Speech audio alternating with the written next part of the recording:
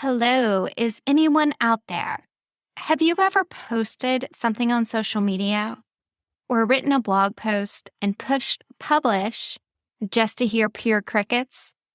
Well, on today's episode of Propel Your Practice, we're going to talk about how you can attract the right audience to your website, social media, and other content marketing campaigns.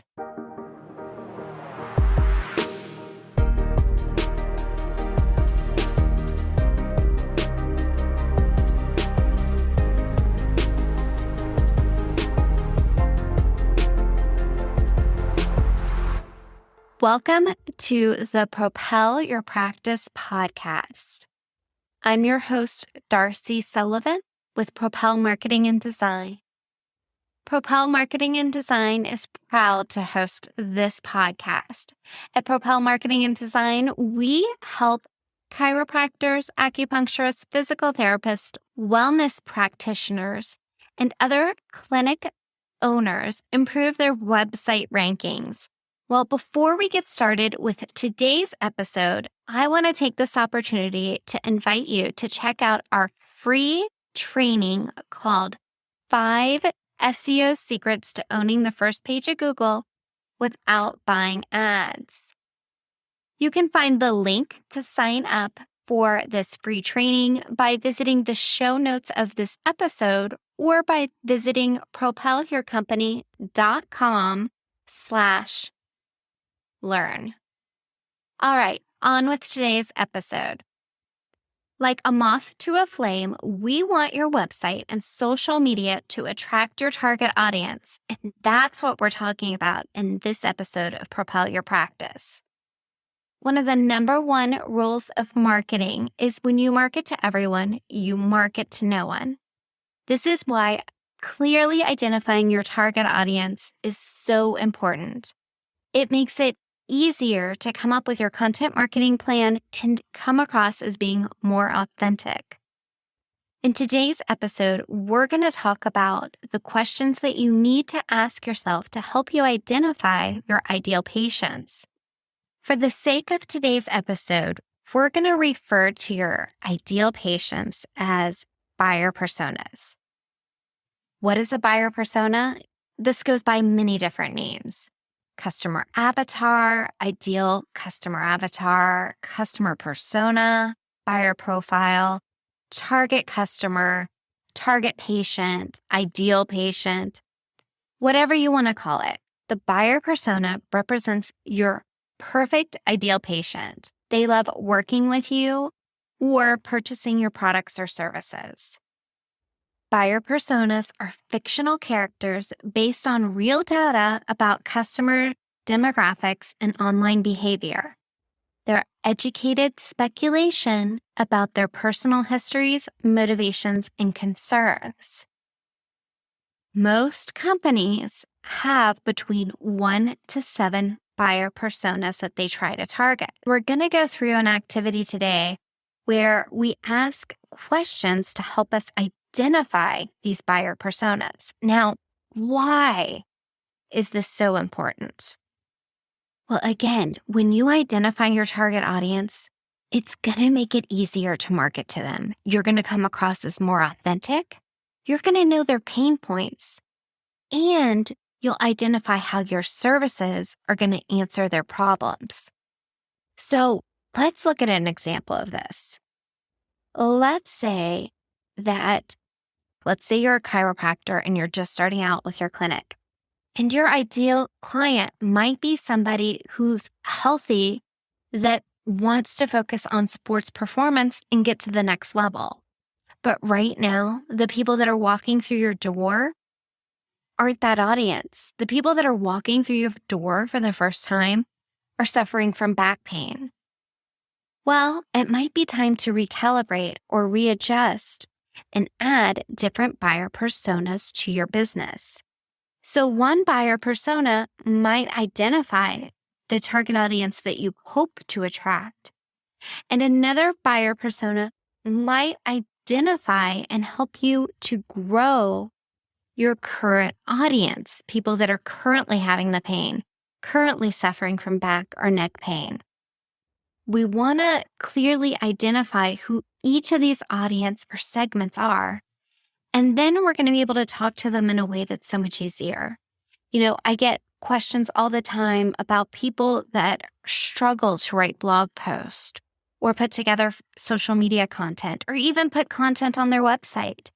And once they go through this activity and they've got a clearly defined buyer persona or multiple clearly defined buyer personas, it makes it easier. Because instead of talking to someone who's between 28 to 35 and lives in a specific area, instead they're talking to John, who is 38, has 2 kids, lives in Naperville, has an education level of a graduate degree, spends his time on social media mainly in the evenings on Instagram, cares about his kids a lot and spends a lot of his time maybe coaching his child's soccer team, and his back pain is due to work-related injuries along with picking up and playing with his kids. Now, it's going to be so much easier to identify how to connect with him on social media, what images to use, what kind of blog post you should write, because you're talking to one person. Sitting down and visualizing this one person when you go to write a blog post is a million times easier than trying to write a generalized blog post. So let's go over the questions you should ask when you're trying to clearly identify your buyer persona. We're going to go through these kind of quickly, but I'm going to include a link in the show notes to a downloadable we have that'll walk you exactly through this process. All right, so you want to identify their background and their demographic, their family, their relationship status, their gender, age, income, where they live. You want to identify their goals. You want to identify their hobbies and interests, their challenges and pain points, and their sources for information. Do they go to websites? Do they go to specific blog posts, specific social media platforms? Do they turn to specific gurus? And what is your solution to help them reach and achieve their goals?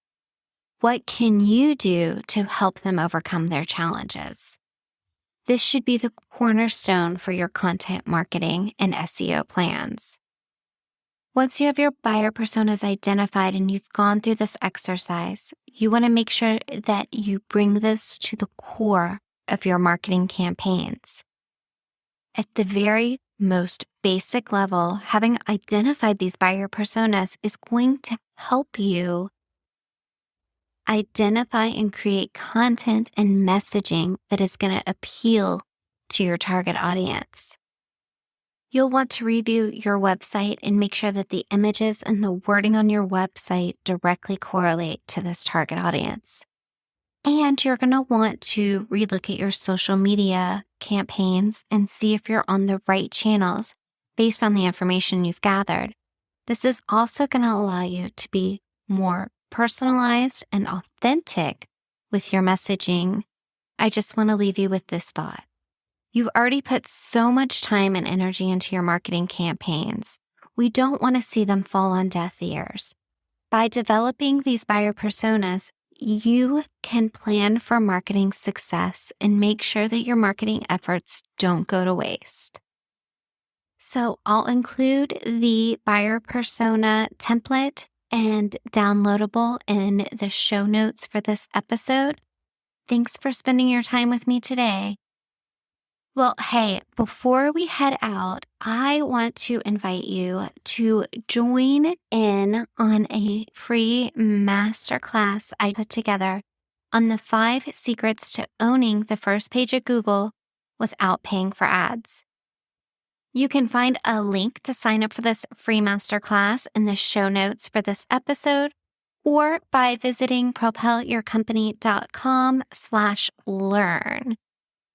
During this workshop, we do a deep dive into strategies to help you improve your online presence, including your Google Business Profile. That's what used to be called the Google My Business listing and what controls the Google Maps section, along with how voice SEO plays a big role in today's search and where you should be focusing your efforts online for the biggest impact.